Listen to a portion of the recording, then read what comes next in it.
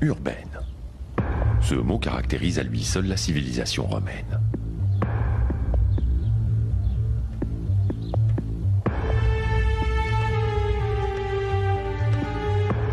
Rome a construit son empire dans la pierre et sur des milliers de kilomètres, de la Bretagne à l'Iran et de la Germanie au Maroc. Ce n'est donc pas par hasard si, de toutes les civilisations antiques, elle est celle qui a le plus marqué le paysage de la Méditerranée.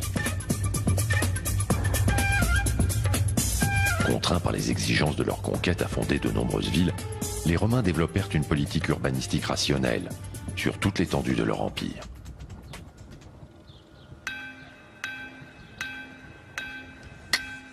Pour cela, ils s'inspirèrent fortement des Grecs hellénistiques qui, hormis l'Afrique, les avaient précédés sur l'ensemble de leur territoire.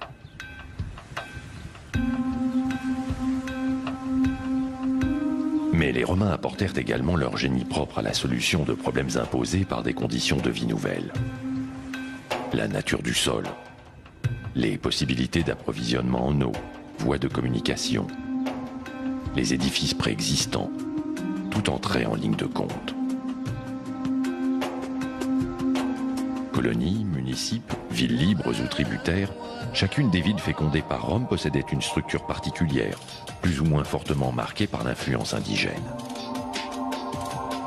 Parmi les filles de Rome, Volubilis en Afrique du Nord et Gerasa au Proche-Orient sont toutes deux le reflet d'une romanisation concertée.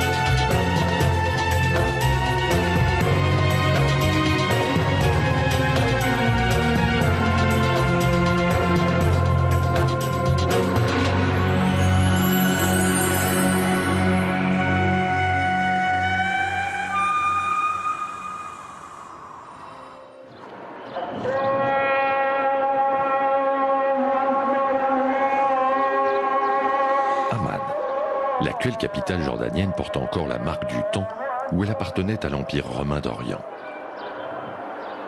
Son théâtre, qui pouvait accueillir jusqu'à 6000 spectateurs, témoigne de l'importance de l'antique cité. Elle s'appelait alors Philadelphia. Quittant Amman, nous mettons le cap au nord, en direction de Jerash, le nom moderne de Gerasa. Les deux cités faisaient partie de la Décapole. Ce nom désignait jadis le territoire qui, sur la rive est du Jourdain, s'étend du sud de la Syrie au nord de la Jordanie actuelle. Cette contrée est assurément l'une des plus fertiles du Proche-Orient. Au IIIe siècle avant Jésus-Christ, les successeurs d'Alexandre le Grand y fondent une dizaine de centres urbains. Modestes par leur taille, mais riches de leur sol et d'une intense vie culturelle, ils ne tardent pas à susciter l'intérêt de leurs voisins, les Nabatéens et les Asmonéens, qui au lendemain de la chute de l'Empire hellénistique se les disputent âprement. Ces luttes d'influence sont interrompues au 1er siècle avant notre ère par l'invasion des Romains. Une fois intégrées à leur empire, les villes de la Décapole forment une confédération autonome. Dès lors, ce creuset culturel grec en milieu sémitique prend son essor et se pare de somptueux monuments.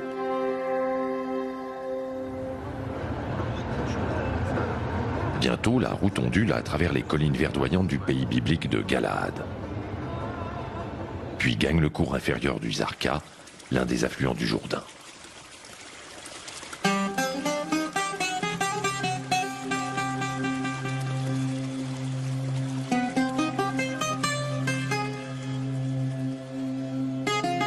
Sur ses rives s'étendent encore oliveraies, vergers et champs cultivés.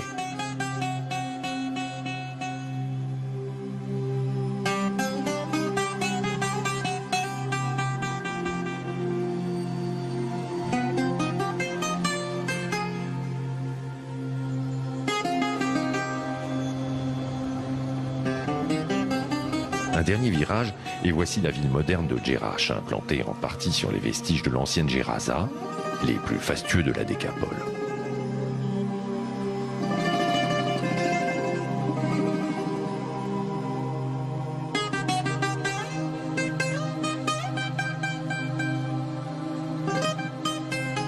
Enchâssée dans le silence des collines dorées du pays de Galaad, la cité se dresse sur les deux rives de l'oued Jerash, aujourd'hui Tari, mais dont le nom antique, Chrysoroas, la rivière d'or, traduit le rôle que ce cours d'eau joua jadis dans le développement du site. Ce dernier, habité dès le 9e millénaire avant Jésus-Christ, abrite un ensemble de petits villages mobiles qui se multiplient et se fixent progressivement à partir du 8e siècle avant notre ère avec le développement de l'agriculture. Après un temps d'abandon, cette petite bourgade voit la naissance d'une première cité fondée par les Grecs entre le 3e et le 2e siècle avant Jésus-Christ. Le lieu précédemment appelé Garchou prend alors le nom d'Antioche sur le Chrysoroas. Sous domination romaine, Antioche devient Gerasa.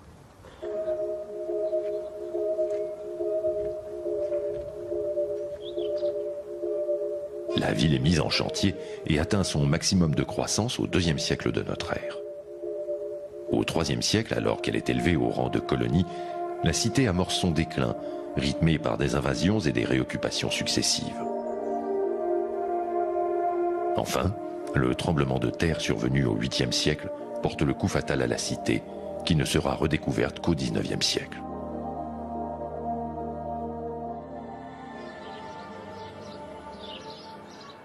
Ainsi, Gerasa montre-t-elle aujourd'hui simultanément plusieurs époques. Quelle était sa configuration lors de son apogée au 2e siècle de notre ère? Le domaine urbain occupe alors une aire ovale d'environ 95 hectares. Une grande rue à colonnades traverse la ville du nord au sud et se dirige vers le sanctuaire de Zeus olympien, le Jupiter des Romains. Une majestueuse place ovale assure le raccordement entre les axes divergents du sanctuaire de Zeus et de la grande rue à colonnades.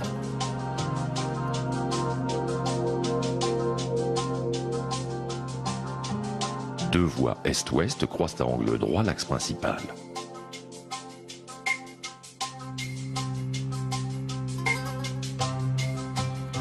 Entre les deux intersections se dresse perpendiculaire à l'artère majeure le sanctuaire d'Artémis, la Diane des Romains.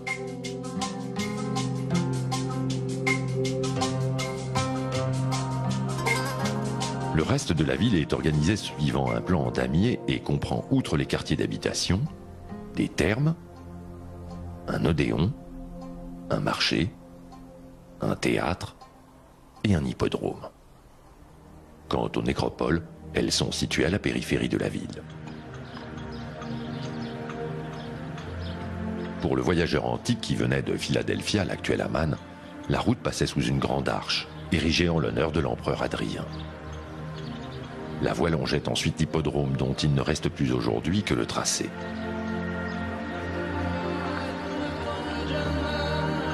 Plus loin, une réplique réduite et contemporaine de la première arche constituait le véritable accès méridional de Gerasa.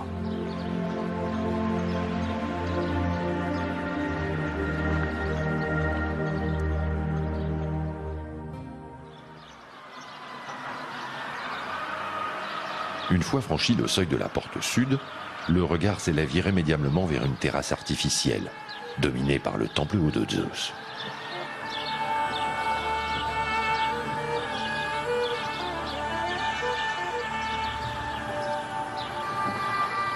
Rattaché au sanctuaire, le théâtre déploie ses gradins en regard de la ville.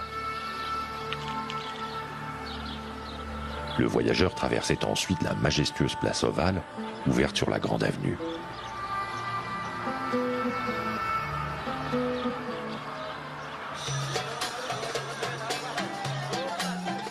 De là, il rejoignait les quartiers commerciaux. Au sol, on devine encore la trace laissée par les roues des chariots. Situé le long de la colonnade, de nombreuses boutiques et le grand marché à viande retenaient le chaland.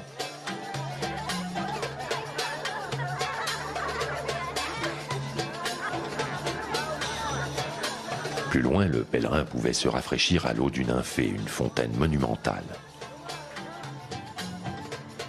Juste à côté s'ouvrait le domaine sacré de la déesse Artémis.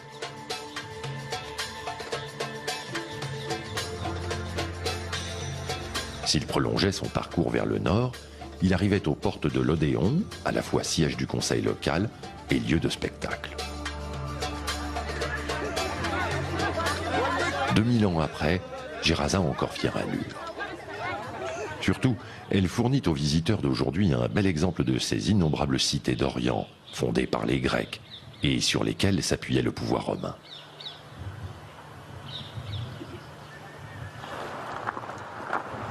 Installé sur le site même de Djerrach, l'Institut français du Proche-Orient mène en coopération avec les antiquités jordaniennes d'importants travaux de fouilles et de restauration.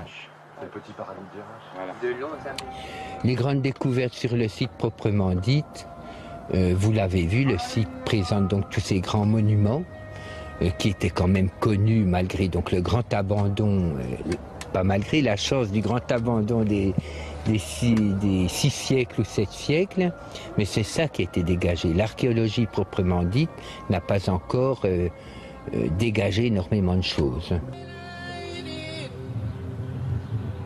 Cependant, de récentes excavations ont mis au jour d'importants vestiges, non seulement d'une grande beauté, mais également riches en informations. Les archéologues se sont en effet longtemps interrogés sur l'origine du plan orthogonal de Gerasa et le degré de pénétration de la culture grecque dans la cité orientale. La réponse se trouve pour partie dans cet obscur chaos de pierre.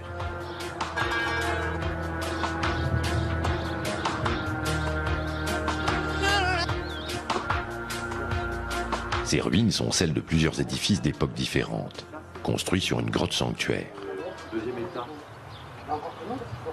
La fouille de cette grotte et le démontage partiel des vestiges ont permis de découvrir plusieurs centaines de blocs ayant appartenu à un monument précédent.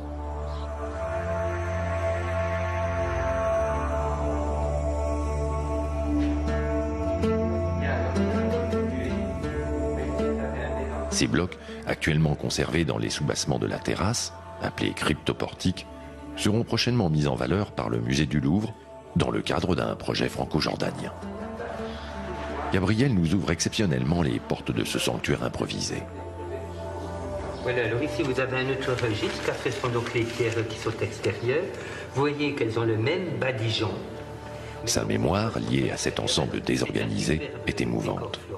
Aucune moulure, aucun motif ou couleur n'a de secret pour lui. Une fleur qui pourrait être une fleur d'hibiscus, le caducée, la massue d'Héraclès. Voilà, vous avez ici une pierre magnifique avec un petit bovidé qui est en train donc de grappiller dans la grappe, toujours notre décor floral de pan, une palme, et puis alors le plus étonnant, c'est ici.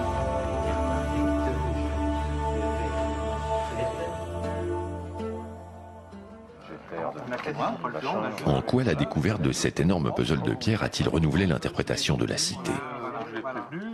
Le domaine de Zeus est le résultat d'une longue évolution entamée dès l'époque de la colonisation grecque. Or, son développement a conditionné celui de la ville. Reprenons au début.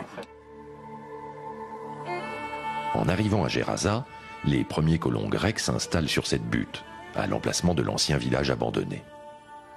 Pourtant, ce n'est pas au centre de ce bourg renaissant qu'ils choisissent de bâtir la demeure de Zeus, mais sur le haut lieu qui lui fait face, plus propice au culte selon la tradition orientale. Après avoir nivelé le terrain jusqu'au rocher, selon un rite de purification, les fidèles de Zeus bâtissent au-dessus d'une grotte naturelle un premier temple, ouvert au sud. Par son plan rectangulaire et son décor de pampres, de grenades, de grappes de raisin et de fleurs d'hibiscus, ce saint des saints est typiquement oriental. Au 1er siècle de notre ère, les Romains entreprennent de gigantesques travaux sous la conduite d'un certain Diodoros. L'architecte édifie tout d'abord une terrasse accessible par le sud. Plus tard, il agrandit la terrasse, aménage dans des soubassements une galerie souterraine, le cryptoportique, et bâtit à l'est une entrée monumentale qui devient l'accès principal. Le domaine de Zeus s'ouvre enfin face à la ville. En 66 de notre ère, lors de la première révolte des Juifs hostiles à Zeus, le temple grec est soigneusement démonté.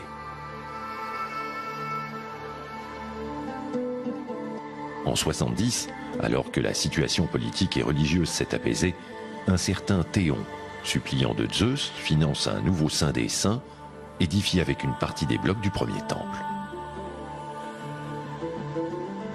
Le point culminant et ultime de ce développement est l'édification en 163 sur une terrasse supérieure d'un grand temple à portique.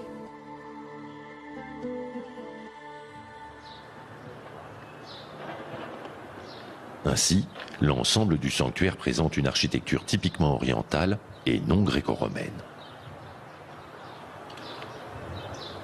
De même, la grande avenue à colonnades ne semble pas être, à proprement parler, une rue, mais plutôt une allée processionnelle en même temps qu'une voie commerciale. Le travail entrepris par les scientifiques sur le sanctuaire de Zeus ne s'arrête pas là. Le gouvernement jordanien a insisté, comme il a insisté d'ailleurs auprès de beaucoup d'autres missions archéologiques, pour que l'archéologie se fasse en parallèle avec la restauration des monuments. Bon, c'est un aspect extrêmement important de notre travail, de nos responsabilités, c'est la valorisation, la mise en valeur des monuments qui ont été exhumés ou qui sont en cours de découverte. Mais le processus est complexe. Attention. Il faut tout d'abord relever et identifier tous les blocs.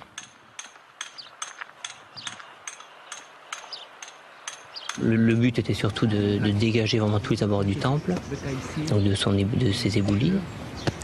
Donc on a poursuivi la méthode qui avait déjà été appliquée quelques années auparavant, c'est-à-dire donc dégagement des blocs, dessin au 50e, donc on appelle ça des minutes de terrain, topographie en 3 dimensions donc de tous ces blocs pour permettre ensuite des restitutions informatiques qui facilitent énormément la restitution pour justement cette phase actuelle de restauration.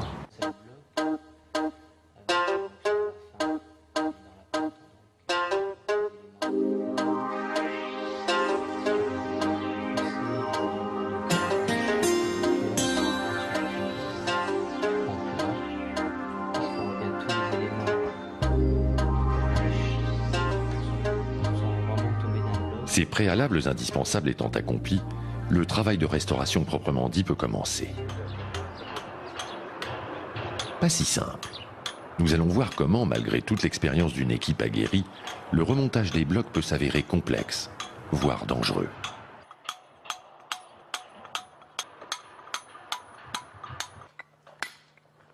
Il faut tout d'abord tailler la pierre selon un profil bien précis, dessiné par l'architecte, selon les épures obtenues en laboratoire. Ouais. Les prochains profils à reprendre. Ok. Une fois ça, c'est les 2 prochaines. 2 prochaines pour l'ouest, comme ça. Ainsi, tu vérifies les dimensions et tu ouais. reprends les profils. Ainsi, comme ça, on va pouvoir boucler le côté ouest. Ouais, et puis après, il faudra donc. Il nous en manquera juste un morceau pour le nord quand on aura fini de poser l'angle. La seconde étape consiste à équiper le bloc d'un système d'attache, permettant son levage jusqu'à son lieu de pose. De la même manière que dans l'Antiquité, les hommes sont appelés à décider des solutions techniques les plus appropriées au levage.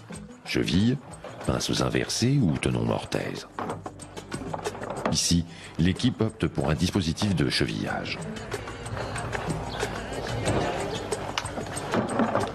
Les trous qui vont permettre de lever. Non. Il y a 2 coins. Là, on aurait même pu en mettre qu'un seul, peut-être. D'accord. C'est plus par sécurité.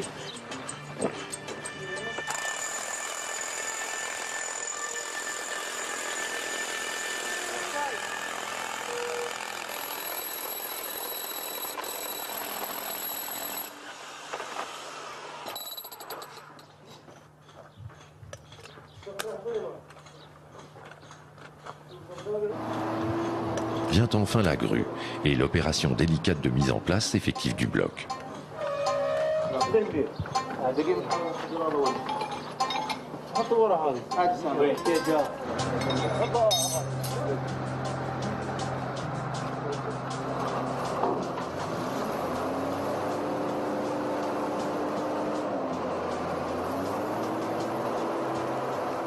Lorsque celui-ci s'élève pour aller rejoindre ses embases, la corde cède.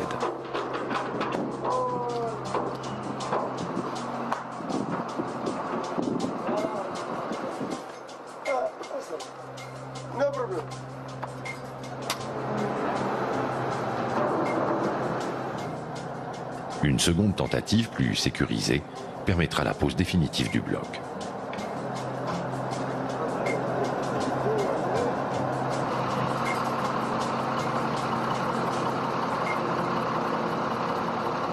Ainsi, jour après jour, le domaine du seigneur de l'Olympe retrouve peu à peu son aspect initial. Mais Zeus ne régnait pas en maître absolu sur Gérasa. Artémis, assimilée à une divinité locale ancestrale, était honorée comme maîtresse de la cité.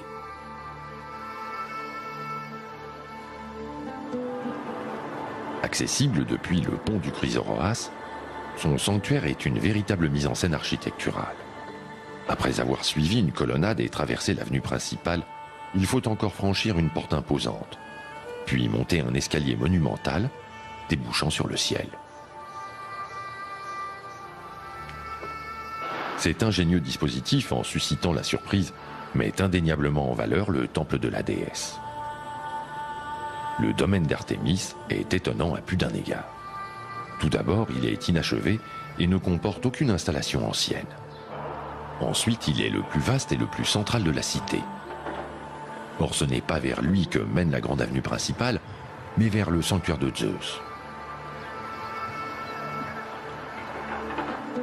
Surtout, la présence de deux sanctuaires fédéraux dans la même ville constitue pour les archéologues une anomalie. C'est un cas unique dans la région.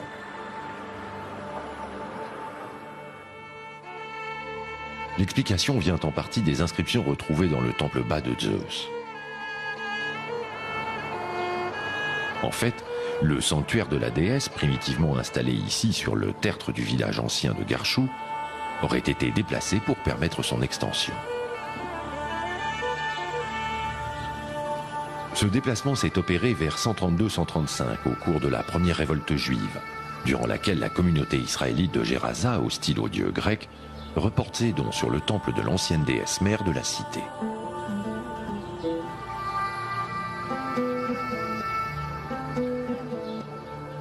Une trentaine d'années plus tard, c'est au tour du temple d'Artémis d'être abandonné par ses fidèles, faute de moyens financiers.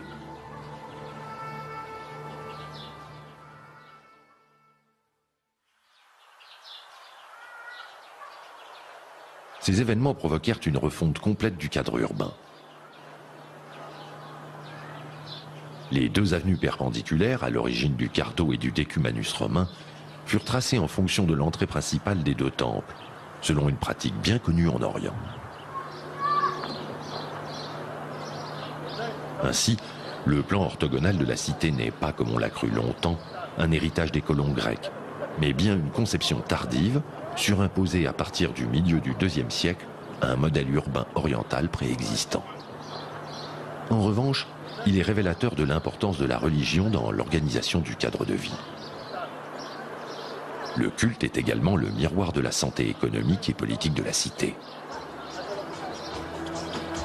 Les temples, en effet, étaient financés par les habitants qui, suivant la nécessité du moment et les disponibilités financières de leur groupe religieux, sollicitaient la divinité la plus apte à répondre à leurs attentes. Sur les gradins de l'Odéon, qui servaient également de salle du conseil municipal, les archéologues ont retrouvé de grandes inscriptions gravées dans la pierre. Ces inscriptions mentionnent les noms de 11 tribus religieuses, celles de Zeus et d'Artémis étant les plus importantes avec celles du culte impérial. Les autres étaient vouées à des divinités secondaires. D'autres inscriptions sur le site nous apprennent également que la population gérasénienne était composée en grande majorité de Grecs, de Syriens, d'Israélites, de militaires et de fonctionnaires romains. De quoi vivait cette société multiculturelle ? C'est une grande cité qu'on décrit comme étant florissante, impériale, mais il ne faut jamais non plus perdre de vue que c'est une des villes les plus orientales de l'Empire romain, lointaine un peu de tout, et provinciale, et en dehors des grands axes, puisqu'on a la Via Nova, qui est, c'est vrai, à une trentaine de kilomètres, c'est tout près pour nous, et c'était quand même pas très près pour ces gens-là.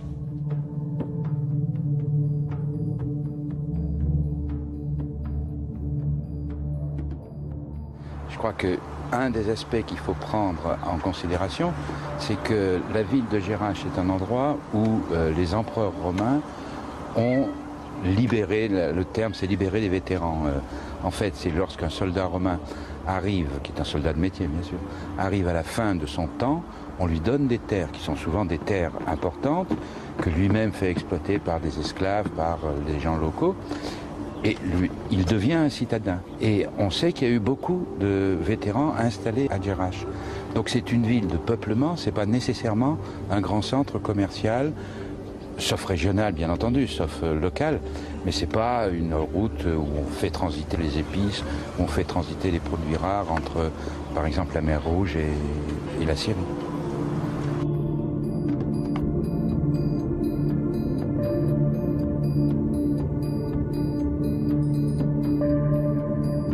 À quelques milliers de kilomètres de là, sur les rives africaines de la Méditerranée, se dressent les vestiges d'une autre cité romanisée au 1er siècle de notre ère. Fondée par les Berbères, réaménagée sous la domination de Rome, l'antique Volubilis a su elle aussi préserver son identité.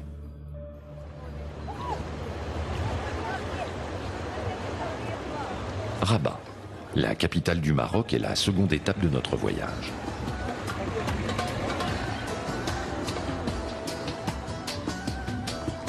Le temps de traverser la ville, et nous voici à Salé, où nous attendent 4 étudiants de l'École supérieure de technologie. Leur objectif ? Redonner vie et forme aux vestiges de l'antique Volubilis.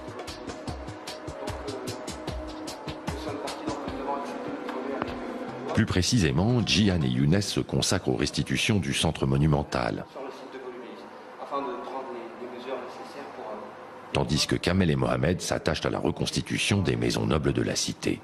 Elle était composée de 3 parties. Une partie publique, une partie privée, c'est la partie thermale, et puis la partie industrielle qui était occupée notamment par une usine. Alors qu'ils effectuent des dernières retouches, nous mettons le cap à l'est en direction de Volubilis. Quelques centaines de kilomètres plus loin, alors que s'ouvre la plaine du Garbe, nous distinguons les premières pentes du massif de Zéroun. Volubilis n'est plus très loin.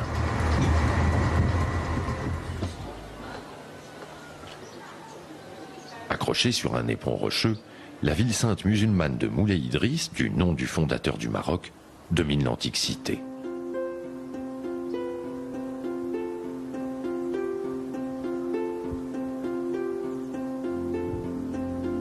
Située à 390 mètres d'altitude, au pied du mont Zéroun, Volubilis occupait une position facile à défendre. Surtout, la région disposait de toutes les conditions nécessaires à l'installation de l'homme. Tout d'abord, une abondance en eau fournie par les pluies fréquentes et la présence de 2 sources. Ensuite, une terre et un climat propices à l'élevage, à l'agriculture et à la culture de l'olivier. Enfin, la présence à proximité de carrières de grès et de calcaire ont fourni les matériaux indispensables à la construction d'un centre urbain.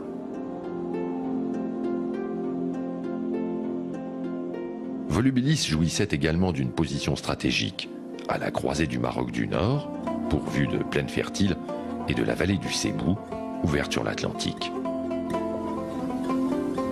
Ainsi, dès sa fondation par les Berbères, cette bourgade bénéficiait de tous les atouts pour alimenter et abriter une importante population.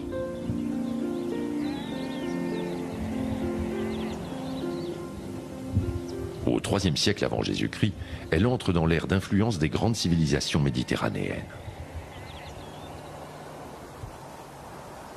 Volubilis est alors une cité organisée, pourvue d'institutions, sous l'influence carthaginoise qui se diffuse depuis le littoral.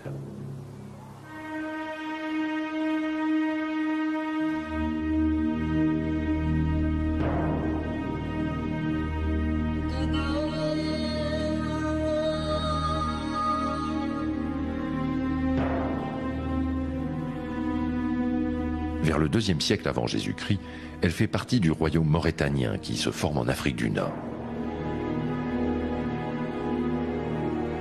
Au tournant de l'ère chrétienne, la ville devient l'une des résidences de son roi Juba II, allié de Rome, puis celle de son fils Ptolémée.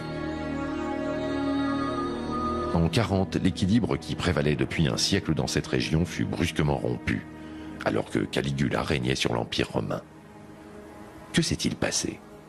Ptolémée a été invité par Caligula pour qu'il puisse assister à une cérémonie officielle à Lyon, en France.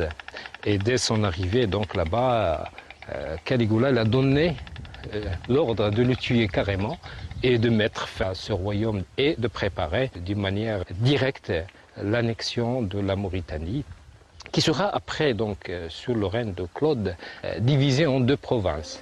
La Mauritanie tingitane à l'ouest et la Mauritanie césarienne à l'est.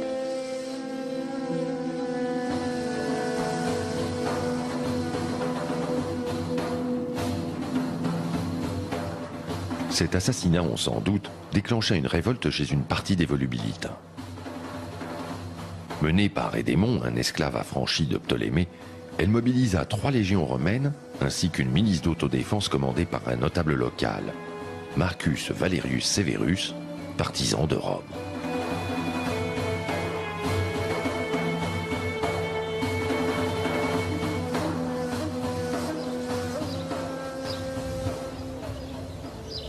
La révolte matée, les miliciens dépêchèrent leur chef auprès du nouvel empereur Claude, afin d'obtenir récompense pour leur aide militaire et leur loyalisme. Cette inscription révèle que cette démarche fut couronnée de succès. La ville fut élevée au rang de municipe, tandis que ses habitants bénéficièrent de nombreux avantages, destinés à s'assurer leur fidélité. L'objectif de Rome ? Faire de la Maurétanie tingitane une marche de l'Empire, plus qu'une province à exploiter.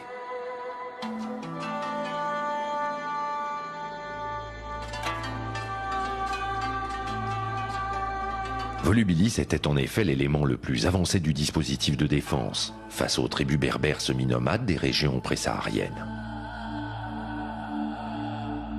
Ainsi, durant 2 siècles, la ville connaît un nouvel essor et se transforme sous les effets de la romanisation.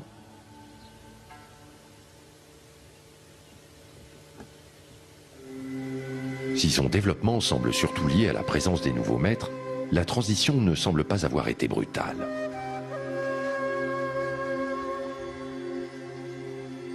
Contrairement aux villes romaines créées d'un seul jet sur terrain vierge, comme Timgad en Algérie, Volubilis présente un plan irrégulier.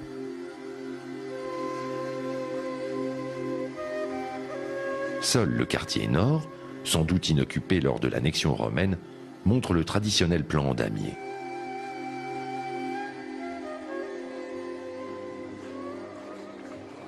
De part et d'autre de la rue principale, courent des rues secondaires reliées entre elles par des ruelles transversales. Cette voie était à l'origine bordée de boutiques et de portiques qui protégeaient les piétons du soleil et de la pluie. Elle était jadis l'artère la plus animée de la ville, habitée d'une foule bruyante et bigarrée, semblable à celle qui déambule aujourd'hui dans les médinas de Meknès, Fès et Marrakech.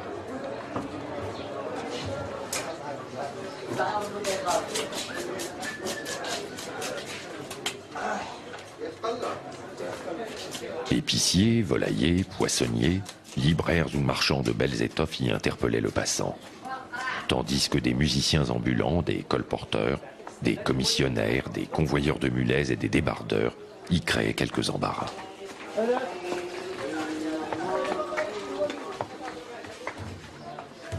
L'artère principale reliait la porte nord de Tanger à l'arc de Caracalla, élevé par la communauté des Volubilitains en remerciement d'une remise d'impôts accordée par Rome.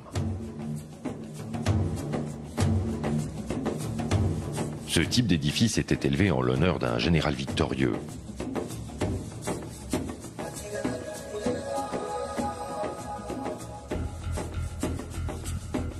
Monument de la propagande impériale, visible de loin, il s'imposait au regard des populations conquises comme la manifestation de la toute-puissance de Rome et de son empereur.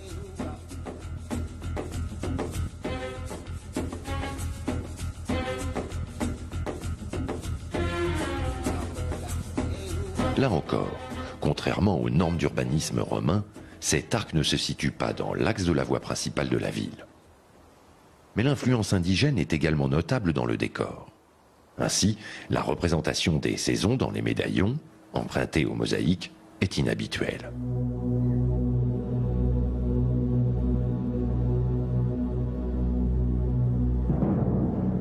La marque romaine se voit davantage dans la mise en place de nouvelles institutions publiques. Une manière pour le pouvoir impérial de s'assurer du dévouement des grandes familles locales, qui pouvaient ainsi satisfaire leurs ambitions politiques, économiques et sociales.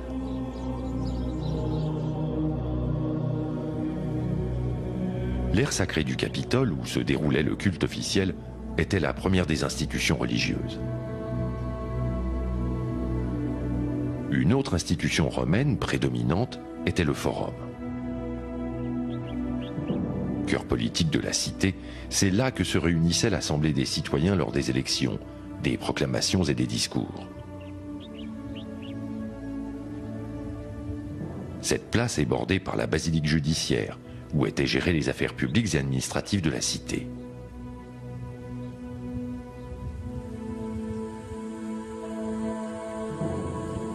Sous l'autorité d'un collège de magistrats, 2 édiles s'occupaient de la police, des travaux publics et des marchés, tandis que les décurions constituaient le Sénat municipal. Ces derniers délibéraient de la vie religieuse et des finances, décidaient de la construction des monuments et de l'érection sur le forum des statues en l'honneur des citoyens méritants. L'une des fonctions majeures du forum ou de l'agora grecque, c'est, si vous voulez, c'est la propagande.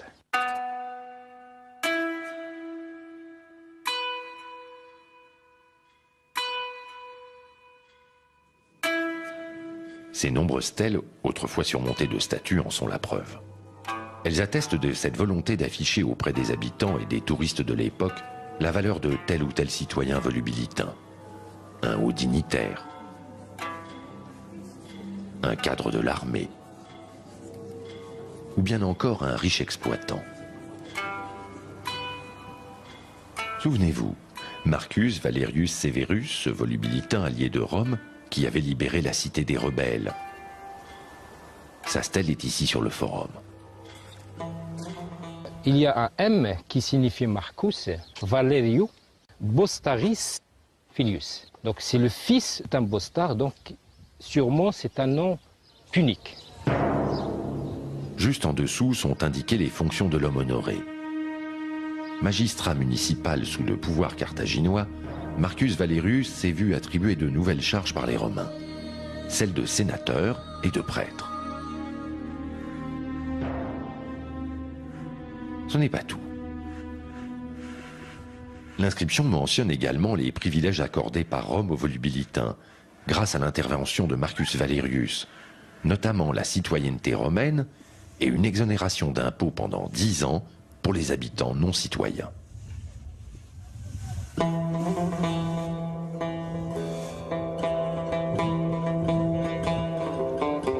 Ces mesures avaient pour but de favoriser l'implantation d'agriculteurs et de négociants, et de repeupler ainsi la région après les événements de 40. Le dernier avantage reçu concerne les biens laissés par les citoyens qui ont connu la mort au cours de la révolte des Blancs et qui n'ont pas laissé d'héritiers. Donc ces biens de ces citoyens vont être accordés au municipe de Volubilis, sinon pas au fisc romain. Ainsi, l'épigraphie demeure la source d'informations quasi exclusives sur la vie municipale et la société.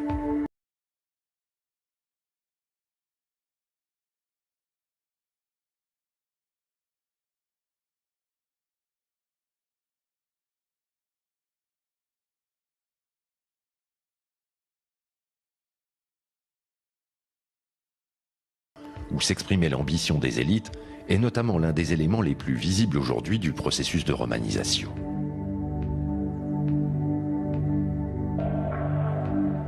C'est surtout un désir de vivre à la romaine qui transparaît dans l'organisation de l'habitat volubilitain. L'une des plus belles demeures conservées de Volubilis est la maison d'Orphée, implantée dans le quartier sud de la cité. Hassan Niman, archéologue et ancien conservateur du site, a dirigé le travail de reconstitution de cette demeure, effectué par les étudiants de l'école technologique de Rabat-Salé.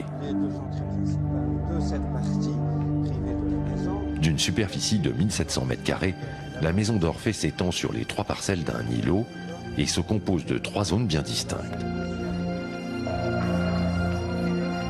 Une zone privée réservée à la famille, une zone accessible à la clientèle du propriétaire et une zone industrielle.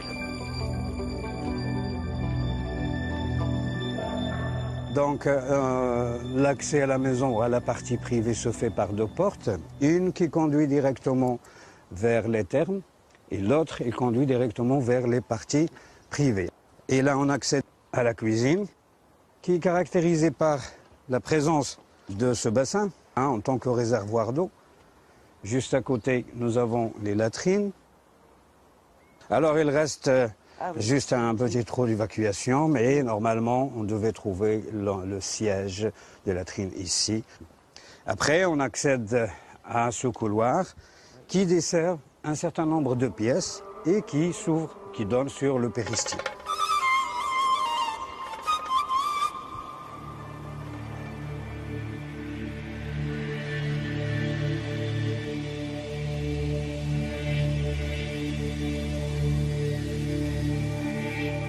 L'une des chambres ou des pièces les plus intéressantes, c'est celle-là, qui est un triclinium. Alors un triclinium romain, il est caractérisé par les 3 entrées. L'entrée principale, c'est pour les convives. Les 2 autres entrées, c'est pour le service. Autour de cette forme en U, on peut placer les lits. Et on a le panneau central, qui est sous forme d'un tapis, orné par le dauphin. C'est ici que le maître de maison prenait ses repas en compagnie de sa famille et de quelques intimes triés sur le volet. À proximité se trouvait une chambre dont les murs étaient à l'origine recouverts de marbre.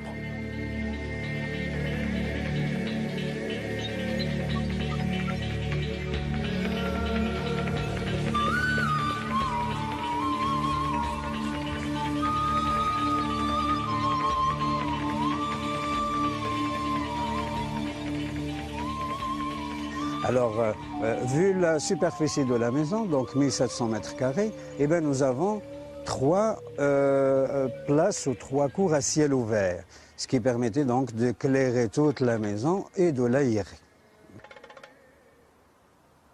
À l'intérieur de cette cour à portique, on a un puits qui permettait l'alimentation de la maison en eau.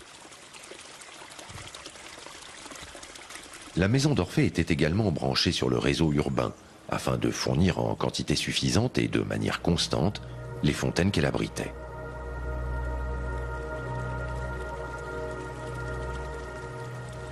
Et on peut donc continuer notre balade à travers ce couloir pour découvrir les différentes chambres d'habitation et qui sont, dans la plupart du temps, pavées de mosaïques géométriques comme celles que nous voyons dans ces 2 chambres.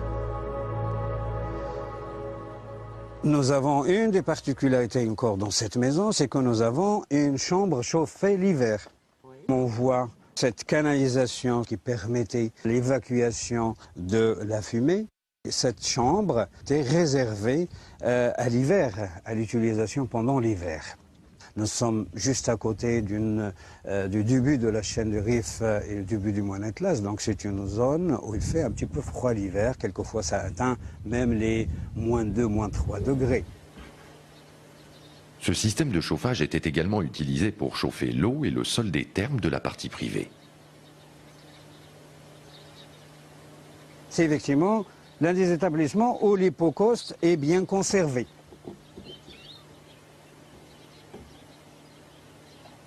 Donc l'hypocauste, c'est cet espace où la circulation de l'air permettait de chauffer les murs grâce à ces canalisations rectangulaires. Et nous avons 2 types de canalisations, des canalisations rectangulaires et vers le fond, nous avons des canalisations circulaires. sur ces pilettes, il y avait des grosses plaques qui étaient réfractaires et sur lesquelles on posait le sol sur lequel les Romains ont pu marcher. Donc il y avait quelqu'un de service qui s'occupait et de la chaudière, de l'eau chaude et d'alimenter les deux foyers en bois pour assurer la chaleur d'une manière continue à cet établissement thermal. Dirigeons-nous maintenant vers l'espace où le propriétaire recevait sa clientèle et quelques hôtes de marque. Cet espace, directement accessible depuis la rue, se compose d'une pièce de réception et d'une cour à ciel ouvert agrémentée d'un bassin.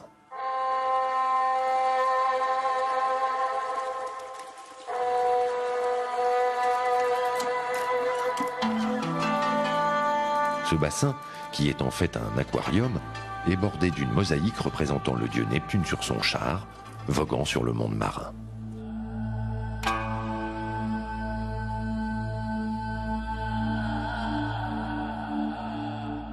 Et c'est aussi une chambre d'apparat d'été.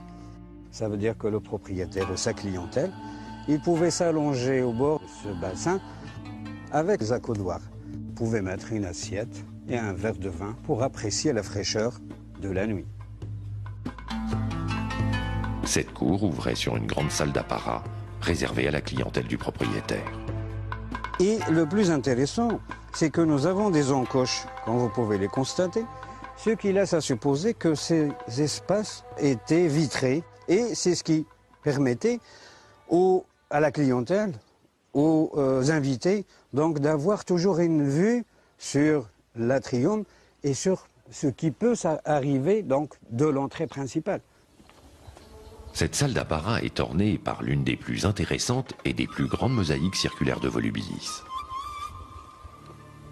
Aujourd'hui dissimulée sous un voile de poussière, elle cache bien son secret.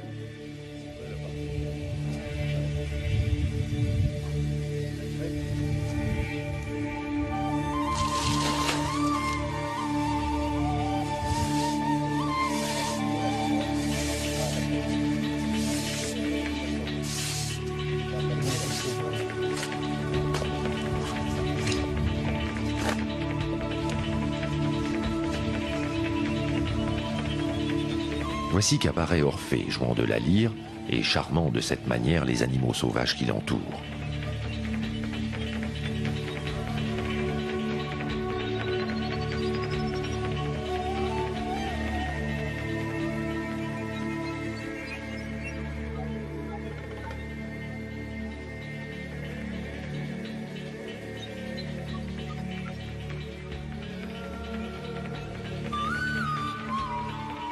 Ainsi, cette vaste villa comportait plusieurs chambres et salles de réception parées de marbre et de mosaïque, des thermes privés et des pièces chauffées en hiver, le tout agrémenté de fontaines et de bassins, sans oublier ici ou là quelques statues de bronze ou de marbre.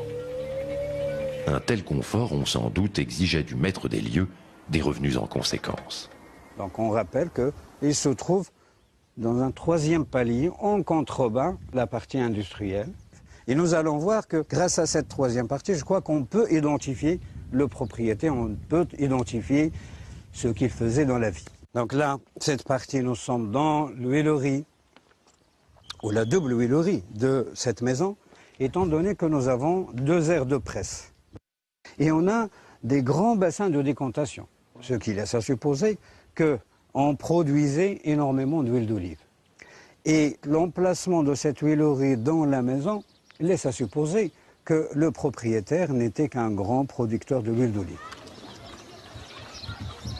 Miroir de la grandeur de Rome, Volubilis était également le reflet d'une propre réussite économique, sociale et culturelle de la civilisation mauritanienne.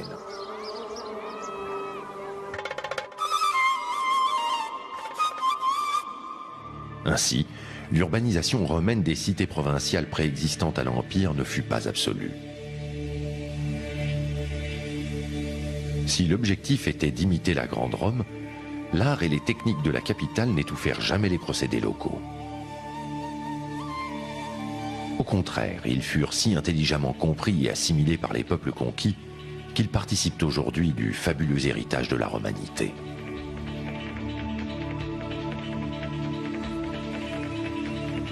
un héritage dont l'âme vibre encore au rythme des festivals.